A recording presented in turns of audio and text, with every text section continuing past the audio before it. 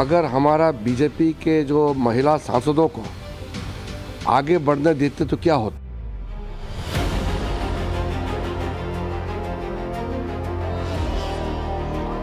And the time has come when India should impeach Rahul Gandhi and the Congress party from politics.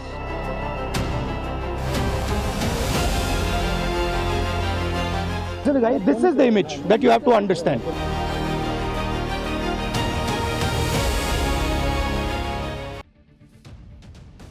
संसद में मचे इस घमासान में सबसे पहले बात उस नए वीडियो की जिसने पीएम मोदी के खिलाफ राहुल गांधी और कांग्रेस के बड़े प्लान को बुरी तरह एक्सपोज कर दिया। कई दिनों से राहुल गांधी और कांग्रेस ये माहौल बना रहे थे कि पीएम मोदी लोकसभा में स्पीच देने नहीं आए, डर गए, भाग गए। लेकिन आप नए वीडियो से पूरा सच देखिए कि इन लोगों ने प्रधानमंत्री के खिलाफ लोकसभा के अंदर कैसा प्लान बनाया हुआ था।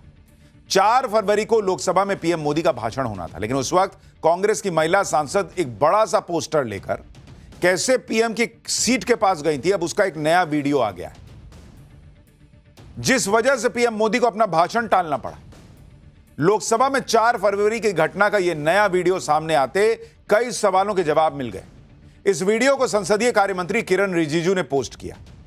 इस वीडियो में दिखता है कि मंत्री हाथ जोड़ जोड़कर, आप देखिए गिरिराज सिंह को, वो हाथ जोड़कर महिलाओं से कह रहे हैं कि हट जाइए, ये सब मत कीजिए भाई। और आप देखिए कि ये लोग कैसे, वो जो आप आगे कुर्सी देख रहे हैं वो पीएम की कुर्सी है भाई, वहां पीएम को बैठना होता। पूरा रास्ता छेक लिए ये लोग। कल को वहां कुछ ऐसी घटना हो जाए, मान लीजिए पीएम को सिक्योरिटी देने वाले जो लोग हैं उनमें से किसी को हाथ लग जाए, फिर तो बवाल कट जाएगा कि भाई महिला सांसद के साथ ऐसा हो गया, महिला सांसद के साथ वैसा हो गया। ये लोग क्या चाहते थे? यही बवाल करना चाहते थे क्या? वरना आप पूरा पीएम का जाने का रास्ता ये लोग रोक दिए भाई। पीएम कहां से जाएंगे? उड़ के जाएंगे। कांग्रेस की महिला सांसद किसी को सुनने को तैयार नहीं थी, हाथ जोड़ जोड़ के विनती हुई। वहां आप देखिए धर्मेंद्र प्रधान दिख रहे हैं, अश्विनी वैष्णव दिख रहे हैं, पीयूष गोयल दिख रहे हैं, सब कह रहे हैं कि भाई क्या आप लोग कर रहे हैं। गिरिराज सिंह तो बकायदा हाथ जोड़ दिए, फिर भी ये लोग नहीं रुके। इस क्लिप में साफ दिख रहा है कि लोकसभा के अंदर का माहौल काफी गर्म था। बीजेपी की भी महिला सांसद आगे आ गई। ये तो गनीमत रही कि उस वक्त वहां मौजूद सीनियर मंत्री और सांसदों ने कोई आमना सामने नहीं होने दिया। बताइए, इधर से बीजेपी की महिला सांसद, उधर से कांग्रेस की, कुछ हो जाता, कौन लेता जिम्मेदारी भाई? कांग्रेस के इस तरह के अग्रेशन का जवाब अग्रेशन से दिया जाता तो क्या होता? बड़ी अनहोनी हो सकती थी। और इसीलिए आप देखिए स्पीकर ने कहा था कि हमने रोक दिया प्राइम मिनिस्टर को कि आप मत आइए, ये माहौल नहीं, ये माहौल है प्राइम मिनिस्टर के आने का। आप बताइए ये कौन सा प्रदर्शन है? ये क्यों हो रहा है? क्या हासिल करना चाहते थे ये लोग इससे? आप सुनिए केंद्रीय संसदीय मंत्री किरण रिजिजू को, संसदीय कार्य मंत्री, वो खुद कह रहे हैं कि बीजेपी के पास ज्यादा संख्या बल है। अगर बीजेपी के सांसद अग्रेशन में आ जाते तो आप कल्पना कर लीजिए कैसा बवाल हो जाता। लेकिन बीजेपी ने सदन की गरिमा का ध्यान रखा। सुनिए किरण रिजिजू। कल्पना कीजिए अगर हमारा बीजेपी के जो महिला सांसदों को आगे बढ़ने देते तो क्या होता। हमारे तो संख्या भी बहुत ज़्यादा है। अगर वो कांग्रेस के 5-6 महिला सांसद जो प्रधानमंत्री का कुर्सी पार करके पीछे चले गए हमारे और, तो उसको कन्फ्रंट करने के लिए हमारे बीजेपी सांसदों ने डिमांड किया था, खास करके महिला सांसदों ने, कि इनको हम रोकेंगे फिजिकली। लेकिन हम लोग ने कहा कि ये संसद के गरिमा के हिसाब से ठीक नहीं रहेगा और फिजिकल नहीं होना है। हम लोग तो संसदीय परंपरा को बहुत मानते हैं। अगर सदन में एक प्रधानमंत्री को महिला सांसदों से डर है, इससे शेमफुल बात नहीं हो सकती। ये सांसदों का, महिलाओं का अपमान है। मैं फिर कहूंगी कि ये स्पीकर साहब के कौन सा इंटेलिजेंट था जिसमें पुलवामा पहलवान का अटैक तो नहीं मालूम चला, सदन के भीतर पार्लियामेंटेरियन से प्रधानमंत्री को खतरा। आज से आप पहली बार सुन रहे हैं, वो भी 56 के सीने के सामने। 4 फरवरी का जो नया वीडियो है उसे देखकर तो यह लग रहा है कि कांग्रेस के महिला सांसदों ने पूरी प्लानिंग के साथ और जानबूझकर ऐसा हंगामा किया जिससे लोकसभा में पीएम मोदी का भाषण ही ना हो पाए और राहुल गांधी माहौल बना सके कि देखो देखो डर के भाग गए। क्योंकि आप देखिए कि 4 फरवरी को शाम 5 बजे संसद की कार्रवाई शुरू हुई।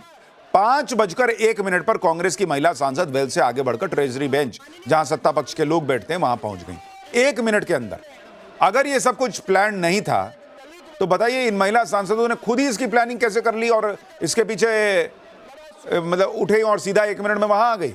पोस्टर कब छप गया भाई? कांग्रेस की महिला सांसद उस रास्ते में खड़ी हो गई जहां से पीएम मोदी को आना था। आपको देखिए 2 तस्वीरें दिखा रहा हूं, वही गली आ रहा है जहां से पीएम आते हैं, पूरा रास्ता छेक के पीएम का खड़ी हो गई। कहां से आएंगे वो? उस कुर्सी को ही ये लोग घेर लिए जहां पीएम को बैठना होता है। जब हंगामे की वजह से पीएम मोदी सदन में नहीं आए तो कांग्रेस ने माहौल बनाना शुरू किया कि पीएम मोदी महिला सांसदों से डर गए। अरे बॉस, तो कांग्रेस चाहती क्या थी कि देश के प्रधानमंत्री उस दिन महिला सांसदों से भिड़ जाते कि हटो हटो मुझे बैठने दो। अगर उस दिन गहमा गहमी में कोई अनर्थ हो जाता तो क्या कांग्रेस पार्टी जिम्मेदारी लेती?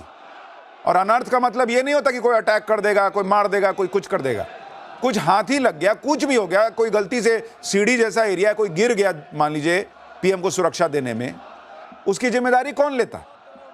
आप भूल गए कि इसी संसद में धक्का मुक्की हुई तो बीजेपी के 2 सांसद घायल होकर अस्पताल पहुंच गए थे। लोग भूल गए हैं क्या बाहर क्या हुआ था संसद के? राहुल गांधी पे धक्का मुक्की का आरोप लगा था। और दूसरी बात, प्रधानमंत्री पद की एक गरिमा होती है। प्रधानमंत्री की सुरक्षा का लेवल भी सांसदों से अलग होता है। उनकी सुरक्षा से जुड़ी 100 चीजों को देखना होता है। जिस उग्रता से कांग्रेस की महिला सांसद वहां मौजूद थी, उस उग्रता में कोई अनहोनी नहीं होती, इसकी गारंटी कौन लेगा? आप सुनिए लोकसभा में हुए उस दिन की घटना को लेकर गिरिराज सिंह ने क्या बताया और जवाब में कांग्रेस की महिला सांसद वर्षा गायकवाड़ क्या कह रही? हम हाथ जोड़ के कह रहे थे कि बहन जी आप लोग उतर जाओ, क्योंकि आज तक परिपाटी नहीं रहा कि ट्रेजरी बेंच पर आकर के इस ढंग का प्रधानमंत्री को कॉर्डर किया जाए। तो उस दिन बहुत अच्छा हुआ जो प्रधानमंत्री नहीं आए होते तो कुछ भी अनहोनी घटना घट सकती थी। अनहोनी का मतलब बहुत कुछ होता है। तो क्या नए वीडियो डाले मुझे नहीं समझ में आ रहा है, और किस तरह से हमें बेबुनियाद हमारे ऊपर आरोप लगाए जा रहे हैं, मनगढ़ंत कहानियां बताई जा रही है। और हमने एक बार देखा था कि एक बुरा लड़के सुने सपने, वैसे कि एक सपना आ रहा है। कभी कहते हैं भंगड़ी से मरना चाहते थे, कभी कहते हैं काटना चाहते थे। अब नई चीज़ आ गई है हमारे महिलाएं। हम थोड़ी किसी को मारने गए थे, हम तो एक बैनर लेके गए थे। अब बैनर से डर गए, आप एक किताब लेने से डर गए। पहले तो इन लोगों को यह बताना चाहिए कि इतना बड़ा पोस्टर छपवा के ले गई हैं लोग कि उसको पकड़ने के लिए 6 महिला सांसद को साथ में खड़ा होना पड़ा। तो इतना बड़ा पोस्टर पीएम को थोड़ा दूरी से नहीं दिख जाता? पीएम के कुर्सी के सामने जाके खड़ा होना जरूरी था? इतना बड़ा पोस्टर है कि पीछे भी जाके खड़ी होती तो हर संसद को दिखता। तो आपको पीएम के कुर्सी के पास जाने की क्या जरूरत थी अगर आपके इरादे जो हैं वो नेक थे? लोकसभा में 4 फरवरी को जो हुआ उसे लेकर कांग्रेस की महिला सांसदों ने कल लोकसभा स्पीकर ओम बिरला को लेटर लिखकर आरोपों को झूठा बताया था। आज बीजेपी के महिला सांसदों ने भी 4 फरवरी की घटना को लेकर स्पीकर को लेटर लिखा। लेटर में 4 फरवरी को हंगामा करने वाली कांग्रेस की महिला सांसदों पर एक्शन लेने की मांग की गई है। लेटर में कहा गया कि 4 फरवरी को विपक्षी सांसदों ने गंभीर अपराध किया है और कहा गया कि उस दिन लोकसभा में बहुत गंभीर और अप्रिय घटना हो सकती थी। बीजेपी के महिला सांसदों ने कहा कि वो इस घटना से काफी गुस्से में थे, लेकिन सीनियर नेताओं के निर्देश पर कोई जवाबी कार्रवाई नहीं की। इसके साथ ही लेटर में स्पीकर ओम बिरला की निष्पक्षता की तारीफ की गई। जिस तरह से वो सदन को चलाते हैं उसकी प्रशंसा की। एक तरफ आप देखिए कि लोकसभा स्पीकर ने तो बड़ी घटना होने से बचा लिया, लेकिन राहुल गांधी और कांग्रेस का एजेंडा फेल हुआ तो लोकसभा स्पीकर के खिलाफ ये लोग अविश्वास प्रस्ताव का नोटिस ले आए, हटाने का नोटिस ले आए कि हटाओ इनको। कांग्रेस नेताओं ने लोकसभा के सेक्रेटरी जनरल को अविश्वास प्रस्ताव से जुड़ा नोटिस दिया है। नोटिस में विपक्ष के 118 सांसदों के साइन है।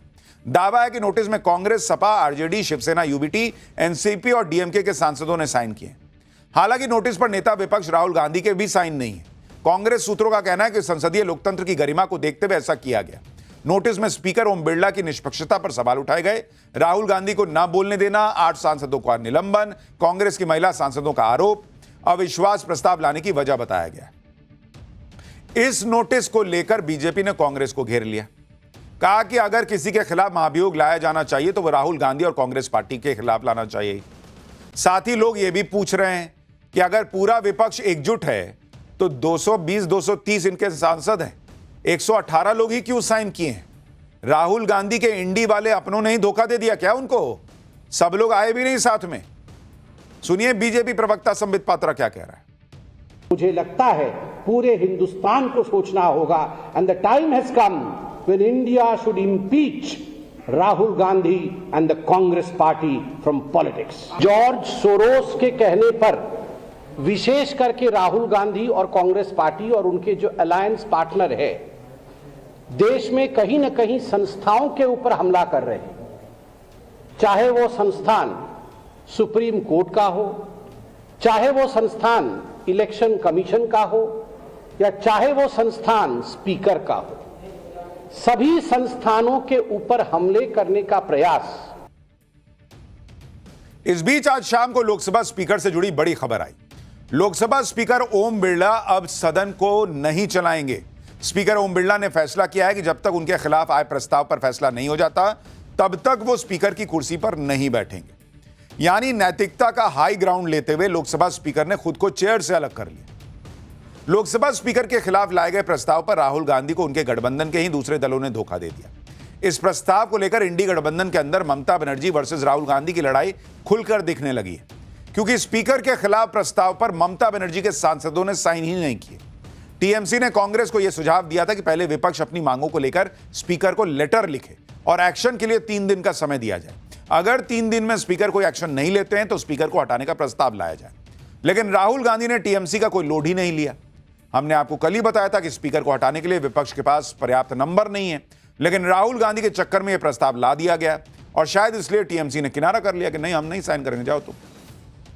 लोकसभा स्पीकर ओम बिरला को हटाने के विपक्ष के प्रस्ताव पर विवाद भी हो गया, क्योंकि नोटिस में साल 2026 की जगह साल 2025 लिखा हुआ था और ऐसा एक जगह नहीं, 4 जगह ये लोग तारीख गलत लिखे हुए थे। अब सोचिए, विपक्ष इतना बड़ा कदम उठा रहा है, सीधे लोकसभा स्पीकर को हटाने के लिए नोटिस ला रहा है और उसमें भी तारीख को लेकर इतना बड़ा ब्लंडर कर दिए लोग विपक्ष की गंभीरता पर सवाल उठा रहे हैं कि तारीख तो कम से कम ढंग से लिख देते। हालांकि बाद में प्रस्ताव में जो गलती थी उसको ठीक किया गया और नया नोटिस दिया गया, लेकिन लोग कह रहे हैं कि यही तो सीरियसनेस है, डेट तक नहीं पढ़ के जारी किए। स्पीकर को हटाने से जुड़े नोटिस में पहले तारीख गलत हो गई। टीएमसी ने भी नोटिस पर राहुल गांधी का साथ नहीं दिया। इसके अलावा सबसे बड़ा झटका राहुल गांधी को उस किताब पर लगा, जो किताब वो कई दिनों से लहराकर नरेंद्र मोदी के खिलाफ माहौल बनाने की कोशिश कर रहे थे। राहुल गांधी पूर्व आर्मी चीफ एमएम नरवणे की किताब को लेकर फंस गए, क्योंकि किताब को लेकर राहुल गांधी को झटके पे झटका देने वाली खबरें आई। पहली खबर यह कि दिल्ली पुलिस की स्पेशल ब्रांच ने इस मामले में एफआईआर दर्ज कर जांच शुरू कर दी, क्योंकि जिस बुक को अभी छपने की मंजूरी नहीं मिली उसकी कॉपी कैसे सार्वजनिक हुई। पुलिस इसे कॉपीराइट चोरी और सेंसिटिव जानकारी का प्रसार मान रही है।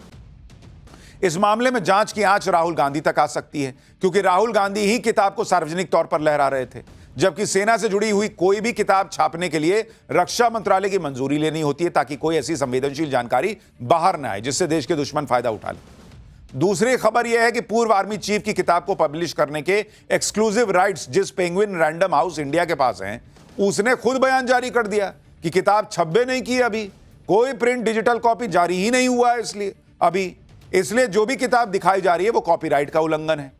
पेंगुइन इंडिया साफ कह रहा है कि अगर ऐसी कोई बुक किसी के पास है तो उसे जब्त कर लेना चाहिए। साथ में पब्लिशर ने कानूनी एक्शन की भी चेतावनी दे दी।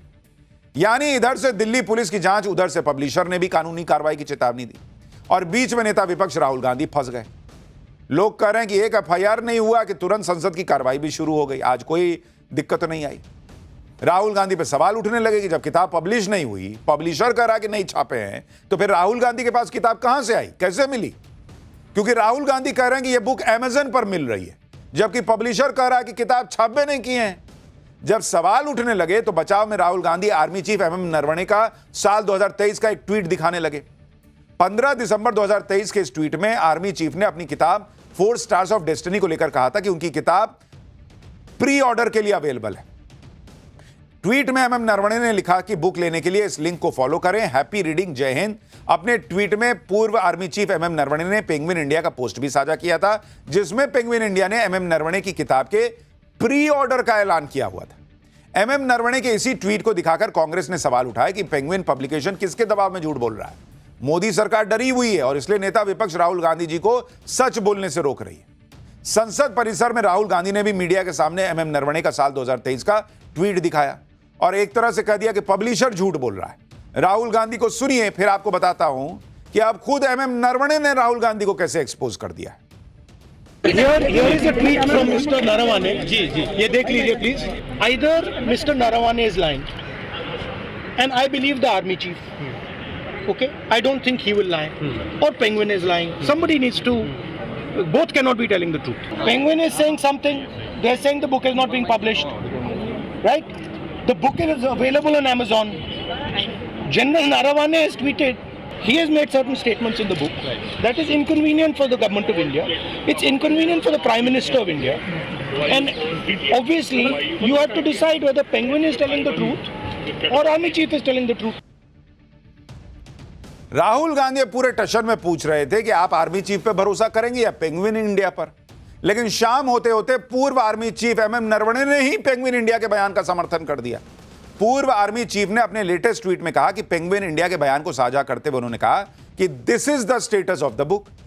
यानी दूसरे शब्दों में कहें तो आर्मी चीफ खुद मान रहे हैं कि यह बुक अभी पब्लिश नहीं हुई है, जो पब्लिशर कह रहा है वो सही है, और राहुल गांधी को पूर्व आर्मी चीफ पे बहुत भरोसा है। तो फिर आप वो बताएं कि वो किताब कहां से लाए, क्योंकि आर्मी चीफ भी कह रहे नहीं छपा है, पब्लिशर भी कह रहा नहीं छपा है।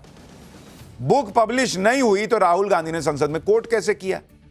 दूसरी बात, तो जो बातें राहुल गांधी कह रहे थे उसकी प्रामाणिकता पर भी अब सवाल उठ गए, क्योंकि जब खुद पूर्व आर्मी चीफ एमएम नरवणे कह रहे हैं कि किताब पब्लिश नहीं हुई, तो फिर किताब का जो कंटेंट राहुल गांधी कोट कर रहे थे उसकी विश्वसनीयता पर सवाल उठेंगे ही। और जहां तक साल 2023 के ट्वीट का सवाल है तो वो प्री बुकिंग के लिए था, यानी किताब खरीदने के लिए पहले से बुकिंग करा लीजिए। इसका मतलब यह नहीं होता कि किताब पब्लिश हो गई। भाई जैसे फिल्म आती है, मान लीजिए अभी धुरंधर आएगी 19 मार्च को, तो उसके टिकट रिलीज होने के पहले प्री बुक होने शुरू हो जाते हैं। तो टिकट प्री बुक करा लीजिएगा 5 दिन पहले, तो सिनेमा हॉल में पहुंच जाइएगा कि मैंने बुक करा लिया, मुझे दिखाओ। दिखाओगे कैसे नहीं? कई घर लॉन्च होते हैं, अपार्टमेंट लॉन्च होते हैं, अभी नहीं बना होता है, प्री बुकिंग होती है। प्री बुकिंग करके पहुंच जाइएगा सामान लेके कि ना अब हम रहबे करेंगे, हमने तो प्री बुक किया है, घर दिखाओ कहां है। भाई इस हिसाब से तो जो लॉजिक ये लोग दे रहे हैं कि प्री बुकिंग था मतलब किताब छप गई, तो यही लोग पूछेंगे। प्री बुकिंग नहीं समझ में आता इन लोगों को।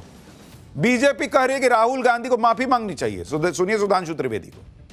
तो अब बिल्कुल स्पष्ट है जो कल राहुल गांधी जी ने कहा था, कौन झूठ बोल रहा है। अब प्रकाशक और लेखक दोनों के स्पष्टीकरण के बाद सिर्फ एक ही व्यक्ति झूठ बोल रहे हैं, और वो है नेता प्रतिपक्ष राहुल गांधी जी। उन्हें देश से क्षमा मांगनी चाहिए, क्योंकि प्रकाशक और लेखक दोनों ने स्थिति साफ कर दी है। देखिए ये बात तो क्लियर हो गई कि अभी पूर्व आर्मी चीफ एमएम नरवणे की किताब पब्लिश नहीं हुई। दूसरी तरफ पेंगुइन इंडिया ने बोल दिया है कि यह कॉपीराइट का उल्लंघन है। खुद पूर्व आर्मी चीफ बुक पब्लिशर के सपोर्ट में आ गए। ऐसे में राहुल गांधी का तो सारा एजेंडा ही धराशायी हो गया हर बार की तरह, और बिना पब्लिश बुक को दिखाने के लीगल मामले में भी फंस सकते हैं। क्योंकि कॉपीराइट उल्लंघन के केस में देश में क्या नियम है वो भी आपको बता देता हूं। भारत में कॉपीराइट एक्ट 1957 के तहत किसी भी कंटेंट का प्रोटेक्शन मिलता है। कंटेंट को, यह एक्ट किसी व्यक्ति के कंटेंट के गलत इस्तेमाल, रिप्रोडक्शन, डिस्ट्रीब्यूशन को लेकर सुरक्षा देता है। कॉपीराइट का उल्लंघन करने पर 50,000 से 2 लाख रुपए तक का जुर्माना लग सकता है। इसके अलावा 6 महीने से लेकर 3 साल तक की सजा हो सकती है। गौर करने वाली बात यह भी है कि अगर किसी सांसद को 2 साल से ज्यादा की सजा होती है तो उसकी सदस्यता भी जा सकती है। राहुल गांधी पहले संसद में किताब लहरा रहे थे, अब किताब से पोस्टर पर आ गए। आज राहुल गांधी ने खास तौर पर मीडिया को बुलाकर एक पोस्टर दिखाया। इस पोस्टर में नरेंद्र सरेंडर लिखा था और ट्रंप के सामने पीएम मोदी को सरेंडर वाली मुद्रा में दिखाया गया था कि वो घुटने पर आ गए। इस पोस्टर को लेकर राहुल गांधी ने दावा किया कि मेन चीज यही है, इसे समझ लीजिए। एक बार सुनिए, फिर दिखाता हूं कि बीजेपी जवाब में कौन कौन सा पोस्टर ले आई। This is the image. ये दिखा दीजिए यहाँ पे। ये ठीक से दिखाइए। This is the image that you have to understand. ये हुआ है। जो यूएस के साथ ट्रेड डील हुई है वो इस कारण हुई है। ये हुआ है, ठीक है। क्लियरली इसको समझिए। ये नारावणे जी की बात है, एप्स्टीन की बात है, ये जो सब हो रहा है, राइट। मेन चीज ये है, हर संसद सत्र में राहुल गांधी सारा समय यही सब में निकाल देते हैं। कभी पोस्टर, कभी किताब, कभी ये, कभी वो। पहले तो राहुल गांधी ये बताएं कि जिस भारतीय इकोनॉमी को वो डेड इकोनॉमी बता रहे थे, ट्रंप ने उससे ट्रेड डील की क्यों? डेड इकोनॉमी, मरी हुई इकोनॉमी के साथ कोई ट्रेड डील क्यों करेगा? बताएं। राहुल गांधी से पूछना चाहिए। कह रहे हैं भारत $500 बिलियन का सामान खरीदने को तैयार हो गया है, अमेरिका ने जबरदस्ती कर दी। हमने आपको बताया था कि फैक्ट क्या है, हर साल कितना खरीदना है, एक साथ $500 बिलियन नहीं खरीदना है। लेकिन कोई राहुल गांधी से पूछे कि अगर इकोनॉमी डेड है तो ट्रंप ने कैसे कह दिया कि हाँ भाई $500 बिलियन का व्यापार होगा, सामान खरीद लोगे तुम लोग। अपना बात नहीं बताना है, यही पोस्टर लहरा रहे हैं। तो बीजेपी भी आ गई लाइन पर, बोले कि तुम पोस्टर लहराओगे, हमको छापने नहीं आता है एआई से या दूसरी तरीके से। राहुल गांधी संसद में पोस्टर लहरा रहे थे, जवाब में केंद्रीय मंत्री गिरिराज सिंह पूर्व पीएम नेहरू से जुड़े कुछ पोस्टर संसद परिसर में लहराने लगे। जैसे राहुल गांधी मीडिया को बुला बुलाकर नरेंद्र सरेंडर दिखा रहे थे, वैसे ही गिरिराज सिंह ने मीडिया के सामने पूर्व पीएम नेहरू के पोस्टर लहरा दिए, जिसमें वो एडवीना के साथ दिखा दिए गए थे। सुनिए गिरिराज सिंह क्या कह रहे हैं पोस्टर दिखा के।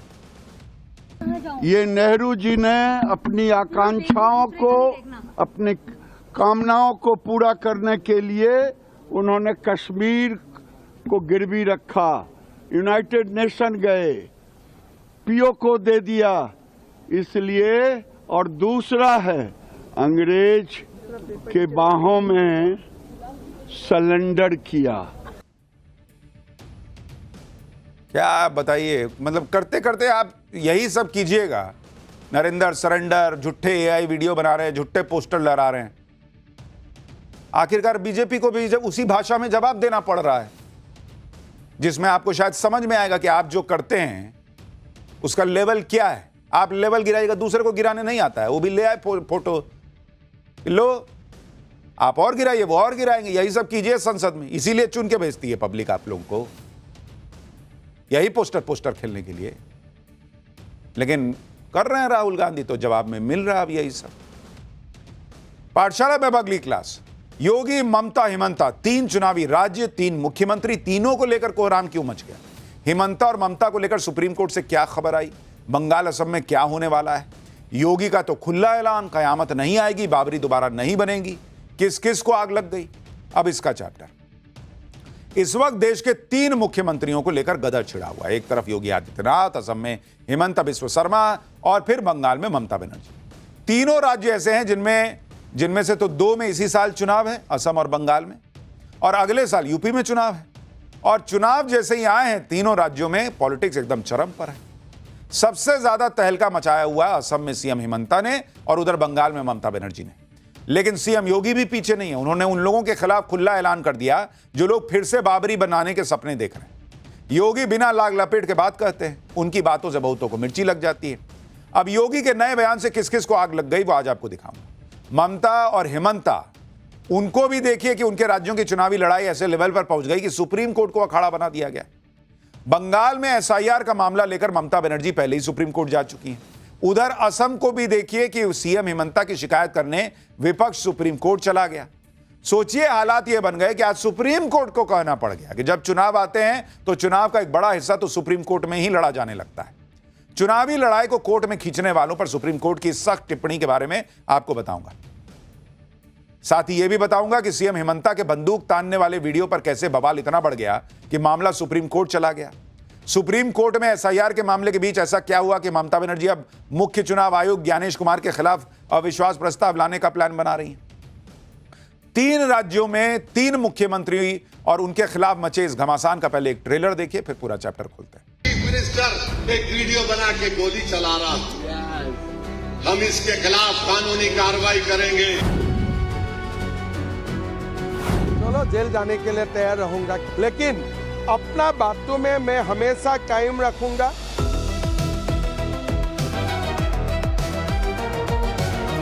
उन्होंने कहा है कि we will move an impeachment against the chief election commissioner.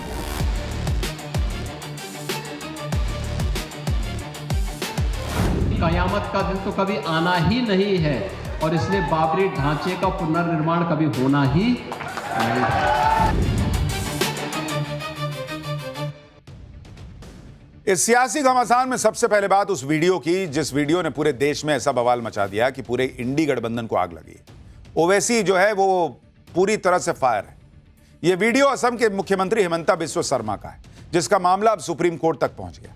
2 दिन पहले असम बीजेपी ने अपने ट्विटर हैंडल से एक एआई वीडियो पोस्ट किया जिसमें सीएम हिमंता बिस्वा शर्मा को राइफल से निशाना लगाते हुए दिखाया गया और टारगेट पर जिन 2 लोगों को दिखाया गया उनमें एक के सिर पर जाली वाली टोपी और दूसरे के चेहरे पर लंबी दाढ़ी दिखाई गई। वीडियो के कैप्शन में लिखा था पॉइंट ब्लैंक शॉट, और वीडियो में जिन तस्वीरों पर गोली लगते दिखाया गया उनके ठीक ऊपर नो मर्सी लिखा हुआ नजर आया।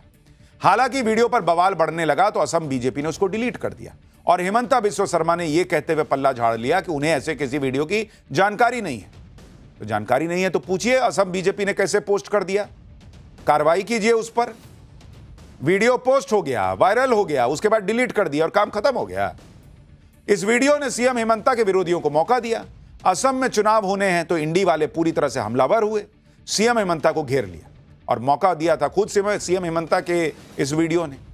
असम की लेफ्ट पार्टियां हिमंता बिस्वा शर्मा की शिकायत लेकर सुप्रीम कोर्ट पहुंच गई। लेफ्ट पार्टियों के वकील ने मामले को सीजेआई सूर्यकांत के सामने रखा और तुरंत सुनवाई की मांग की। शिकायत में हिमंता बिस्वा शर्मा के खास समुदाय पर दिए बयानों और वायरल हो रहे वीडियो में एक खास समुदाय को निशाना बनाने का जिक्र किया गया। आरोप लगाया गया कि असम में इन मामलों की संबंधित अधिकारियों से शिकायत की गई, लेकिन अब तक कोई एफआईआर दर्ज नहीं। लेकिन चीफ जस्टिस सूर्यकांत ने यह कह दिया कि समस्या यह है कि जब भी चुनाव नजदीक आते हैं तो चुनाव का कुछ हिस्सा सुप्रीम कोर्ट के अंदर लड़ा जाता है। सीजीआई ने मामले पर तुरंत सुनवाई की मांग नहीं मानी। सीजीआई ने कहा कि वो मामले को देखेंगे और सुनवाई के लिए तारीख देंगे। इस सारे बवाल के बीच कांग्रेस ने भी हिमंता बिस्वा शर्मा के वीडियो को लेकर दीसपुर में शिकायत दर्ज करवाई। कांग्रेस नेता इमरान प्रतापगढ़ी ने तो यहां तक कह दिया कि हिमंता बिस्वा शर्मा के वीडियो ने ग्लोबल लेवल पर ही नहीं पूरे ब्रह्मांड में बीजेपी की थू-थू करवा दी। सुनिए। जो हेमंत बिस्वा शर्मा ने भाजपा के ऑफिशियल ट्विटर हैंडल से वीडियो पोस्ट कराया है, उससे सिर्फ वैश्विक स्तर पर नहीं पूरे ब्रह्मांड में भारतीय जनता पार्टी की थू-थू हुई है कि भारतीय जनता पार्टी का एक चुना हुआ मुख्यमंत्री जिस तरह का फांसीवादी वीडियो, जिस तरह का नरसंहार के लिए उकसाने वाला वीडियो पोस्ट करवाता है, वो न तो सिर्फ घटिया है बल्कि निहायत घटिया है। और वो गोली मुसलमानों के सीने पे नहीं बल्कि संविधान के सीने पर थी। वो गोली बिल्कुल वैसी ही थी जैसे गोडसे ने गांधी जी के सीने पे मारी थी। अब आप सोचिए, अगर आप एसआईआर के जरिए या दूसरे जरिए से घुसपैठियों को बाहर भी कर रहे होंगे तो आपका ये वीडियो जो है वो आपके खिलाफ माहौल बनाएगा। आप कैसे इसे दिखा सकते हैं बॉस? घुसपैठियों को बाहर भी करना है तो भी ये वीडियो सवाल खड़े करेगा ही करेगा, और आप खुद मौका दे रहे हैं खड़े करने का सवाल। असम में भी करीब 35 से 40% मुसलमान वोटर है, तो ऐसे में भला असदुद्दीन ओवैसी कैसे पीछे रहते? हिमंता के पॉइंट ब्लैंक वाले वीडियो के घमासान में वो कूद पड़े। ओवैसी ने हिमंता बिस्वा शर्मा के वीडियो को मुस्लिम विरोधी बताया और उनके खिलाफ कानूनी कार्रवाई की चेतावनी दी। यही नहीं, ओवैसी ने हैदराबाद के पुलिस कमिश्नर से हिमंता बिस्वा शर्मा के वीडियो की शिकायत कर दी। ओवैसी तो इस विवाद में पीएम मोदी के मलेशिया दौरे को भी ले आए। एक बार सुनिए कैसे सवाल उठ रहे हैं हिमंता के इस वीडियो की वजह से। इनका चीफ मिनिस्टर आसाम का एक वीडियो डालता है, बंदूक है और गोली चला रहा है, और गोली एक फोटो बनाई गई एक मुसलमान साहब के बच्चे के साथ बैठे हुए, क्लीन शॉट बोलते, नो मर्सी। और नरेंद्र मोदी बोलते सबका साथ, सबका विकास, सबका विश्वास। और मोदी गए हुए हैं मलेशिया, वहां का prime minister Anwar Ibrahim plane से उतरते कि अनवर इब्राहिम से गले मिल रहे, और यहां पर उनका चीफ मिनिस्टर एक वीडियो बना के गोली चला रहा। हम इसके खिलाफ कानूनी कार्रवाई करेंगे। ये नफरत नहीं है तो क्या है बताओ? असम बीजेपी ने जिस तरह हिमंता बिस्वा शर्मा का वीडियो पोस्ट किया, बवाल होने पे डिलीट कर दिया, इस पर भी कई लोग कह रहे हैं कि वीडियो के जरिए जो मैसेज देने की कोशिश की गई वो काम तो उनका हो ही गया। वहीं सीएम हिमंता बिस्वा शर्मा ने इस वीडियो की जानकारी तक होने से इनकार कर दिया और शिकायत होने पर कहा कि वो घुसपैठियों के खिलाफ अपनी बातों पर कायम रहेंगे और इसके लिए वो जेल भी जाने को तैयार है। हिमंता बिस्वा शर्मा को सुनिए। चलो जेल जाने के लिए तैयार रहूंगा, क्या करूंगा? मैं कोई वीडियो का बारे में नहीं जानता हूं, और अगर मेरे बुरे ऊपर केस दिया है तो अरेस्ट कर लो, क्या आपत्ति है? मेरा कोई आपत्ति नहीं है, लेकिन अपना बातों में मैं हमेशा कायम रखूंगा। बांग्लादेशी का घुसपैठियों का हम खिलाफ है और खिलाफ रहेगा। बांग्लादेशी घुसपैठियों को बाहर करने का रास्ता है तो ये वो इस वीडियो में कैसे पता चल रहा है? और अगर आपको वीडियो के बारे में नहीं पता, किसी ने वीडियो बना के डाला, तो आप मुख्यमंत्री हैं, आप खुद एफआईआर करा देते। आपने क्यों नहीं कराया? असम को लेकर बड़ा बवाल मचा है, उधर बंगाल में भी चुनाव होने हैं और बंगाल में एसआईआर का मामला सुप्रीम कोर्ट में चल रहा है। इस पर भी सुप्रीम कोर्ट ने सख्ती दिखाई। दरअसल पिछले हफ्ते तो टकराव इतना बढ़ गया कि सीएम ममता बनर्जी खुद ही पैरवी करने सुप्रीम कोर्ट चली गई थी। ममता बनर्जी ने चुनाव से ठीक पहले बंगाल में हो रहे एसआईआर को सुप्रीम कोर्ट में चैलेंज किया। ममता बनर्जी ने चुनाव आयोग पर बीजेपी के इशारों पर काम करने का आरोप लगाया और बंगाल में लोकतंत्र को बचाने के लिए एसआईआर में दखल देने की अपील की। लेकिन बंगाल में एसआईआर को लेकर दायर की गई अलग अलग शिकायतों की सुनवाई करते हुए चीफ जस्टिस सूर्यकांत की अध्यक्षता वाली बेंच ने साफ कर दिया कि एसआईआर में किसी भी राज्य को भी बाधा डालने की अनुमति नहीं दी जाएगी। सुप्रीम कोर्ट ने बंगाल में एसआईआर पर रोक लगाने से इनकार करते हुए ममता सरकार की कई मांगे ठुकरा दी। इसके साथ ही सुप्रीम कोर्ट ने एसआईआर के दौरान चुनाव अधिकारियों की सुरक्षा के मुद्दे पर बंगाल के डीजीपी को भी नोटिस जारी किया है। बंगाल में एसआईआर को लेकर सुप्रीम कोर्ट के सख्त रुख को बीजेपी ने सीएम ममता बनर्जी के लिए बड़ा झटका बताया और हमने आपको पाठशाला में पहले ही बताया था कि ममता बनर्जी को पता था कि वो सुप्रीम कोर्ट जा रही हैं, वहां पर फैक्ट पर सबूतों पर बात होगी, उनके वहां जाने से केस नहीं पलटेगा। लेकिन उनको अपने लोगों को मैसेज देना था कि देखो मैं लड़ रही हूं, वो उन्होंने दे दिया। अब सुप्रीम कोर्ट ने वही कहा कि भाई एसआईआर में कोई रोक नहीं सकता। सुनिए बीजेपी प्रवक्ता संबित पात्रा ने एसआईआर पर सुप्रीम कोर्ट की टिप्पणियों को लेकर क्या कहा। सुप्रीम कोर्ट ने जो अपना निर्णय दिया है वो कहीं ना कहीं ममता बनर्जी और तृणमूल कांग्रेस की सरकार जो बंगाल में है उसको एक बहुत बड़ा झटका है। सुप्रीम कोर्ट ने बहुत स्पष्ट रूप से कहा सभी स्टेट ये जान ले किसी भी कीमत पर एसआईआर को रोका नहीं जाएगा। अगर एसआईआर को लेकर किसी प्रकार के क्लैरिफिकेशन की आवश्यकता है तो वो क्लैरिफिकेशन सुप्रीम कोर्ट करेगी, मगर एसआईआर को गलत कहना, एसआईआर को गैर लोकतांत्रिक कहना ये नहीं है। एसआईआर पर सुप्रीम कोर्ट से झटका लगने के बाद ममता बनर्जी की पार्टी अब नया प्लान एक्टिवेट करने में जुट गई। ममता बनर्जी के भतीजे और टीएमसी के सांसद अभिषेक बनर्जी कह रहे हैं कि उनकी पार्टी ने मुख्य चुनाव आयुक्त के खिलाफ महाभियोग प्रस्ताव लाएगी वो, जिसके लिए प्रोसेस शुरू हो चुका है। सुनिए एक बार। उन्होंने कहा है कि we will move an impeachment against the chief election commissioner and we have already spoken to our like-minded parties and the process is in action. जब जो होगा the media will be briefed accordingly. If you are working in a biased and partisan manner, this is the last resort to move an impeachment. भाई अगर चुनाव आयोग पक्षपात कर रहा है तो सुप्रीम कोर्ट में साबित करते, वहां क्यों नहीं कर पा रहे हैं? और वहां नहीं कर पा रहे हैं तो इंपीचमेंट की बात करके प्रेशर बनाने की कोशिश कर रहे हैं। असम और बंगाल को लेकर चुनावी माहौल पूरी तरह से गर्म हो चुका है।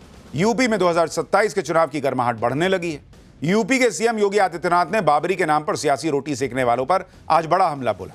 बाबरी के नाम पर बंगाल में माहौल बनाया जा रहा है। कल से बंगाल के मुर्शिदाबाद में बाबरी मस्जिद का निर्माण शुरू होने वाला है। लेकिन योगी आदित्यनाथ ने दो टूक कह दिया कि अयोध्या में बाबरी ढांचे का कयामत तक भी निर्माण नहीं हो पाएगा। सुनिए एक बार। हम आज फिर इस बात को कह रहे हैं कि कयामत के दिन तक भी कभी कयामत का दिन तो कभी आना ही नहीं है और इसलिए बाबरी ढांचे का पुनर्निर्माण कभी होना ही नहीं है। जो कयामत के दिन आने का सपना देख रहे हैं ऐसे ही सड़ गल जाएंगे, कभी वो दिन आने वाला नहीं है। यानी बाबरी पे यू टर्न का कोई मामला नहीं है, योगी आदित्यनाथ क्लियर कर रहे हैं। लेकिन यू टर्न की बात हो ही रही है तो पाकिस्तान की बात भी जरूरी है। अगला चैप्टर, बांग्लादेश को मारकर कोहनी आईसीसी के हाथों कितने डॉलर में बिका पाकिस्तान? इंडिया से मैच पर क्या सीक्रेट डील हुई? पाकिस्तान की नौटंकी पर ऐसी छीछा लेदर देख के आप हंसी नहीं रोक पाइएगा। कल से पाकिस्तान की जो बेइज्जती हो रही है वो नॉन स्टॉप हो रही है, क्योंकि पाकिस्तान काम ही ऐसा करता है कि पूरी दुनिया हंसती है उस पर। पहले तो बड़ी अकड़ में पाकिस्तान ने कहा था कि world cup, Bangladesh world cup नहीं खेलेगा तो हम भी नहीं खेलेंगे।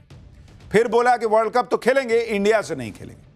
पाकिस्तान के पीएम तक ने ऐलान कर दिया और हमने आपको तब भी पाठशाला में कहा था कि 2 कौड़ी का देश है, देखिएगा यू टर्न मारेगा। और अब वही हुआ, मारा भाई लोगों ने यू टर्न, और वर्ल्ड कप भी खेलेगा, इंडिया से भी खेलेगा और वो सब करेगा जो इनसे कहा जाएगा। यानी बांग्लादेश को एक साइड में रख दिया, वो बेचारा बाहर बैठा, वर्ल्ड कप नहीं खेल रहा। पैसे दिखाए गए इसको पाकिस्तान के सामने, जैसे ऐसे आप हड्डी लटकाइए तो जानवर आता है, वैसे इनको पैसा दिखाइए दौड़े दौड़े आते हैं दो मिलाते हुए। कहा जा रहा अंदर अंदर कुछ डॉलर में बेच दिया इन्होंने अपना मुस्लिम भाईचारा। अब दुनिया हंस रही है, पाकिस्तान की पब्लिक माथा पीट रही है। सब पाकिस्तान को लेकर यही कह रहे हैं कि पाकिस्तान ने थूक के चाटने का काम किया है। इतने दिनों तक ड्रामा कौन बात का किए जी, जब डॉलर देख के एकदम से लाट टपका देते हो। पाकिस्तान ने सरेंडर कर दिया, बांग्लादेश को धोखा दिया, लोग खुद कह रहे हैं। ये बातें हम नहीं, पाकिस्तान की पब्लिक कह रही है। यानी आप सोचिए कि पाकिस्तान क्रिकेट बोर्ड और पाकिस्तान सरकार की खुद पाकिस्तान तक में छीछालेदर हो रही है। आईसीसी के सामने जिस तरह से पाकिस्तान ने सरेंडर किया वो हैरान करने वाला भी नहीं है, क्योंकि पाकिस्तान की हैसियत ही यही है भाई। वो तो हालांकि दिखाने के लिए नौटंकी लेकर मैं बैन से नहीं डरता, लेकिन चंद डॉलर में पलट गया। पाकिस्तान की ग्लोबल बेइज्जती के बारे में डिटेल्स आपको बताऊंगा, अंदर ही अंदर क्या हुआ ये समझाऊंगा, लेकिन बुरी तरह से कैसे इसने मात खाई, दुनिया क्या कह रही है, पाकिस्तान भरोसे के लायक नहीं है, क्यों कहा जा रहा है, वो दिखाऊं। उससे पहले इस बेइज्जती का एक ट्रेलर देखिए। पाकिस्तानी खुद कह रहे हैं भाई कि थूक के चाट लिया है पाकिस्तान। आप देखिए कि कल तक जो पाकिस्तान क्रिकेट बोर्ड अकड़ दिखा रहा था, कह रहा था कि हम किसी से नहीं डरते, हम बांग्लादेश के साथ मजबूती से खड़े हैं, वो पाकिस्तानी क्रिकेट बोर्ड और उसके चेयरमैन मोहसिन नकवी की सारी हेकड़ी एक दिन में निकल गई। लाहौर में कल आईसीसी, पीसीबी और बांग्लादेश क्रिकेट बोर्ड के लोगों के बीच बैठक हुई और इसके बाद अब पाकिस्तान का यह स्टैंड है कि वो T20 वर्ल्ड कप में भारत के खिलाफ मैच खेलेगा। 15 फरवरी को भारत पाकिस्तान का मैच होना है। पाकिस्तान ने मैच खेलने के लिए कुछ शर्तें रखी थी, लेकिन आईसीसी से पाकिस्तान को ढेले भर का कुछ नहीं मिला। यानी पाकिस्तान क्रिकेट बोर्ड ने इतने दिनों तक अपनी पब्लिक को सिर्फ बाइकआउट का चूरन चटाया। शहबाज शरीफ तक ने कहा कि भारत से पाकिस्तान मैच नहीं खेलेगा। वही सरकार अब कह रही है कि बैठक और दोस्त मुल्कों के अनुरोध के बाद पाकिस्तान सरकार पाकिस्तान की राष्ट्रीय क्रिकेट टीम को निर्देश देती है कि वो 15 फरवरी 2026 को आईसीसी T20 वर्ल्ड कप का अपना निर्धारित मैच खेलने मैदान पर उतरे। गजब यूटर्न है भाई। पाकिस्तान के प्रधानमंत्री की बात की कोई कीमत ही नहीं है। कह रहे हैं कि बांग्लादेश ने रिक्वेस्ट की कि नहीं आपको खेलना चाहिए तो हम खेल रहे हैं। अरे सीधे बताओ ना, तुमको नहीं समझ में आ रहा था कि अब कैसे थोड़ी भी इज्जत बचाने के लिए क्या करें, कैसे बोलें कि हम खेलेंगे, नहीं तो मेरा डॉलर चला जाएगा। तो बोलो कि तुमने कहा बांग्लादेश को कि यार एक चिट्ठी लिख दो कि आप लोग खेलिए तो हम उसी के बहाने घुस जाएंगे। पाकिस्तान की पब्लिक यही सब देख के भड़की हुई। पब्लिक मूर्ख है, उसको नहीं समझ में आ रहा है। वो अपनी ही सरकार और क्रिकेट बोर्ड को जमकर कोस रही है। भले ही पाकिस्तानी ये कहें कि आईसीसी ने उनकी बातों और उनके कंसर्न को मान लिया है, लेकिन सच्चाई है कि पाकिस्तान क्रिकेट बोर्ड को आईसीसी से कुछ नहीं मिला। आप देखिए कि पाकिस्तान ने शर्तें क्या रखी थी। सूत्रों के मुताबिक पाकिस्तान ने शर्त रखी थी कि भारत पाकिस्तान में बायलैटरल सीरीज। आईसीसी ने कहा कि नहीं, हम कैसे इंडिया को बोलेंगे कि तुम खेलो बायलैटरल, इंडिया खेल भी नहीं करेगा। आईसीसी ने कहा कि हमारे हाथ में ही नहीं है। फिर हैंडशेक प्रोटोकॉल लागू किया जाए, यह डिमांड खारिज कर दी गई। आईसीसी ने कहा कि ऐसा कोई नियम नहीं कि हैंडशेक करना ही है। भारत पाकिस्तान बांग्लादेश त्रिकोणीय सीरीज की मांग की गई, आईसीसी ने इसको भी नामंजूर कर दिया। टीम इंडिया इस साल बांग्लादेश का दौरा करे, इस मांग को भी आईसीसी ने खारिज कर दिया। यानी ये पूरा प्रयास कर रहे थे कि कैसे इंडिया से ज्यादा मैच खेलने कि और डॉलर मिल जाए। आईसीसी ने कहा कि भक्त जो कह रहे हो खेलो ना, नहीं तो जो दे रहे हैं डॉलर वो भी ले लेंगे। तो आ गए ये लोग औकात पे। पाकिस्तान क्रिकेट बोर्ड की तरफ से यह जताया जा रहा है कि आईसीसी ने पाकिस्तान का रेवेन्यू बढ़ाने की बात मान ली, लेकिन पाकिस्तान के पूर्व क्रिकेटर और मीडिया वाले ही कह रहे हैं कि ये मुश्किल लग रहा है, ये हो ही नहीं सकता। कुछ लोग तो ये भी कह रहे हैं कि 400-500 डॉलर में पीसीबी बिक गया है। पाकिस्तान ने यू टर्न लिया और वर्ल्ड कप में भारत के साथ मैच खेलने को तैयार हो गया। इस पर सोशल मीडिया पर लोगों ने जमकर मौज ली। ऐसे ऐसे मीम बनाए जा रहे हैं कि लोग हंसी के मारे पेट पकड़ ले रहे हैं। जैसे ये मीम देखिए, इसमें मोहसिन नकवी सरेंडर कर रहा है, सामने जय शाह बैठे हैं, बगल में राजीव शुक्ला खड़े दिख रहे हैं, पीछे विराट कोहली, सूर्य कुमार यादव और अर्शदीप सिंह भी दिख रहे हैं। एक और मीम देखिए, इसमें मोहसिन नकवी किसी से फोन पर बात कर रहे हैं और कैप्शन में लिखा है कि ये सरेंडर करने की आदत हो गई है अब उनको। एक और मीम है जिसमें जय शाह की तस्वीर बनी है और लिखा है कि बॉयकॉट से काम नहीं चलेगा, अभी तो फाइन भी लगेगा, और जो कुत्ता है उसके गले में पाकिस्तान का झंडा है। सबसे मजेदार तो एक मीम है जिसमें ड्राइवर बने मोहसिन नकवी अपने मालिक को बता रहे हैं कि एक गलती हो गई है। देखिए जरा ये वायरल वीडियो। ट्रक पलटा पड़ा, कह रहा मालिक थोड़ी सी गलती हो गई। वैसे तो ये मजाक की बात है, लेकिन हकीकत यह है कि पाकिस्तान आईसीसी के संभावित एक्शन से बहुत ज्यादा डर गया, क्योंकि आप देखिए कि आईसीसी पाकिस्तान के साथ क्या कर सकता था। भारत के खिलाफ T20 वर्ल्ड कप मैच नहीं खेलने पर पाकिस्तान को 2300 करोड़ रुपए का नुकसान हो सकता था। पाकिस्तान क्रिकेट बोर्ड पर 300 करोड़ से ज्यादा का भारी जुर्माना लग सकता था। पीसीबी को 4 करोड़ 10 लाख से ज्यादा पार्टिसिपेशन फीस का भी नुकसान उठाना पड़ सकता था। आईसीसी पाकिस्तान के सालाना रेवेन्यू 285 करोड़ रुपए को भी फ्रीज कर सकता था, जिससे पाकिस्तान को अपने खिलाड़ियों को सैलरी देने में भी मुश्किल आ सकती थी। इसके अलावा पीएसएल के संचालन को लेकर भी पाकिस्तान के सामने दिक्कतें आ सकती थी। इतने पैसे के लिए तो पाकिस्तान जो है वो गली क्रिकेट खेलने को तैयार हो जाता। वर्ल्ड कप तो बहुत दूर की बात है। पाकिस्तान क्रिकेट बोर्ड के चेयरमैन मोहसिन नकवी से जब इस बारे में पूछा गया कि तो वो बड़ी बड़ी बातें कर रहे थे। मोहसिन नकवी कह रहे थे कि पाकिस्तान किसी की धमकी से नहीं डरता। ये मोहसिन नकवी ये बोलते हुए कि हम डरते नहीं है, खुद ही हंस रहा है। इसको भी अंदर अंदर पता है कि इसका क्या हाल है। लेकिन कैसा देश है बॉस, हर बार ऐसे बेइज्जती कौन सहता है? कैसे लगता होगा इसके देश के लोगों को? मैं तो ये सोचता हूँ। खैर वो लोग भी शायद इसके आदी हो चुके हैं कि अब बेइज्जती होना उनकी किस्मत में। पीछे बगल वाला भी हंस रहा है देख के कि मोहसिन नकवी कैसे झूठे बोल रहा है कि हम नहीं डरते हैं। खैर पाकिस्तान का इलाज तो हो गया है, लेकिन अब आपके इलाज की बात। 4 नंबर से लेकर 10 नंबर लाने वाले भी क्या डॉक्टर बनेंगे? नीट पीजी में क्या गजब हो रहा है कि पब्लिक परेशान है। मेडिकल की सीट भरने के लिए ऐसा काम, लोग क्यों बोले डॉक्टर के पास जाने से डर लगेगा? अब इसका चैप्टर। पिछले कुछ समय से इस देश में मेडिकल एजुकेशन पर गंभीर सवाल उठ रहे हैं कि क्या मेरिट की कोई वैल्यू है कि नहीं है। ऐसी क्या मजबूरी है कि माइनस नंबर लाने वालों को भी डॉक्टर बनाने की सनक सवार है? और अगर इस तरह से डॉक्टर तैयार किए जाएंगे, क्या कोई इस तरह से ऐसे डॉक्टर के पास अपना इलाज करवाने जाएगा? ये सारे सवाल फिर से इसलिए खड़े हो रहे हैं कि उस नए बवाल से, जो नया बवाल नीट पीजी के तीसरे राउंड की काउंसलिंग के बाद हो रहा है। यह मामला पहले से ही कोर्ट में है, लेकिन आप देखिए कि 4 नंबर 10 नंबर लाने वालों को भी सरकारी मेडिकल कॉलेज में पीजी की सीटें मिल गई। ऐसे ऐसे लोग स्पेशलिस्ट डॉक्टर बनने वाले हैं जिनके नंबर सुनकर माथा पकड़ लीजिएगा कि अगर ये डॉक्टर बन गए तो क्या ही करेंगे। यह सब तब हुआ है जब NEET PG qualifying cut off में भारी कटौती की गई, जिसके चलते सरकारी मेडिकल कॉलेज में पीजी की सीटों पर बेहद कम स्कोर में एडमिशन दिया जा रहा है। कम नंबर के बाद भी जिन सीटों पर दाखिला मिल रहा है उसमें हाई रिस्क क्लिनिकल स्पेशलिटी भी शामिल है। यह तो सीधे सीधे लोगों की जान से खिलवाड़ करने जैसा है, लोग कह रहे हैं, जिसका नए सिरे से विरोध शुरू हो गया है। नीट पीजी के तीसरे राउंड की काउंसलिंग में जो हो रहा है उससे पूरा देश हैरान है। आप देखिए कि कट ऑफ काफी कम करने के बावजूद कई कैंडिडेट्स को सिर्फ 1-2 मार्क्स पर ऐसे डिपार्टमेंट्स में सीट मिल गई जिन डिपार्टमेंट में काम करना बहुत रिस्की होता है। जैसे रोहतक के एक सरकारी मेडिकल संस्थान में एमएस ऑर्थोपेडिक्स की सीट 4 नंबर लाने वाले ओबीसी उम्मीदवार को मिल गई। वहीं दिल्ली के एक प्रमुख मेडिकल कॉलेज में एमडी एमएस गायनेकोलॉजी में 44 अंकों पर ओबीसी उम्मीदवार का दाखिला हुआ है। सरकारी मेडिकल कॉलेज में ही जनरल सर्जरी की सीट 47 अंक पर भर दी गई। इसके अलावा ट्रांसफ्यूजन मेडिसिन में ओबीसी उम्मीदवार का 10 अंक लाने पर दाखिला हो गया। एनाटॉमी की सीट एसटी उम्मीदवार को 11 अंक लाने पर अलॉट हो गई। बायोकेमिस्ट्री की सीट पर -8 अंक लाने वाले एसटी उम्मीदवार को एडमिशन दे दिया गया। 800 में से -12 नंबर लाने वाले ओबीसी कैंडिडेट को फिजियोलॉजी में एमडी की सीट अलॉट हुई है। नेगेटिव स्कोर वाले 2 और कैंडिडेट्स ने पोस्ट ग्रेजुएशन मेडिकल सीट पक्की कर ली है। माइनस में नंबर लाने वाले एमबीबीएस डॉक्टर इसलिए स्पेशलिस्ट बन पा रहे हैं या बनने के राह पर चल रहे हैं क्योंकि एनबीईएमएस ने परसेंटाइल ही इतना गिरा दिया है। यह फैसला तब लिया गया जब राउंड 1 और राउंड 2 की काउंसलिंग के बाद 18,000 से ज्यादा पीजी सीटें खाली रह गई। इसके बाद एनबीईएमएस ने जो किया आप वो देखिए। इकोनॉमिकली वीकर सेक्शन वर्ग के उम्मीदवारों के लिए क्वालिफाइंग परसेंटाइल 50 से घटाकर 7 कर दिया। यानी पहले 800 में से कट ऑफ स्कोर 276 था, उसको घटा के 103 कर दिया गया। वहीं जनरल पीडब्ल्यूबीडी कैटेगरी के उम्मीदवारों के लिए 45 की जगह केवल 5 परसेंटाइल मानक तय किया गया। इसका कट ऑफ स्कोर 255 से घटकर 90 हो गया। लेकिन सबसे हैरान करने वाला है एससी, एसटी और ओबीसी वर्ग के उम्मीदवारों के परसेंटाइल, जिसे 40 से घटाकर 0 परसेंटाइल कर दिया गया, जिसके बाद इसका स्कोर कट ऑफ 235 से गिरकर -40 रह गया। राउंड 2 की काउंसलिंग के बाद पहले ही हंगामा हो रहा था। जब नियमों में बदलाव किए गए तो मामला सुप्रीम कोर्ट पहुंचा।